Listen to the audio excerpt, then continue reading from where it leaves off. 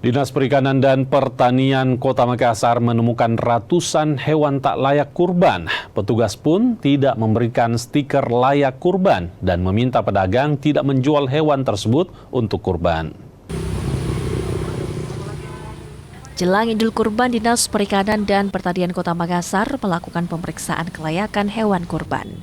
Petugas menyisir para penjual hewan kurban musiman yang berjualan di sejumlah lokasi di Makassar.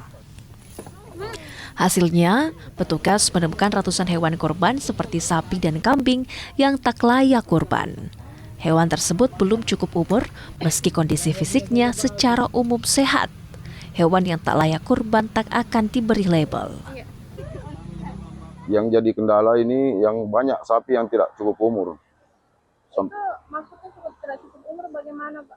Itu kan syarat sah kurban itu dia, kalau contohnya sapi itu harus dia berumur 2 tahun. Ditandai dengan pergantian gigi, series, 2 pasang, sepasang. Dan ini yang masuk ini, yang masuk Kota Makassar ini, untuk 2 hari ini banyak yang tidak cukup umur. Kita temukan itu ada sekitar berapa ekor, Pak? Ada sekitar 10-15%, dan itu kita tidak anjurkan untuk dijual sebagai hewan kurban. Petugas Dinas Perikanan dan Pertanian Kota Makassar sudah memeriksa sekitar 920 ekor sapi dan 200 ekor kambing di 15 kecamatan.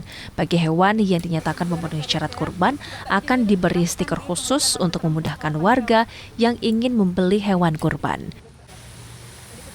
Nila Rustam, Kompas TV Makassar, Sulawesi Selatan.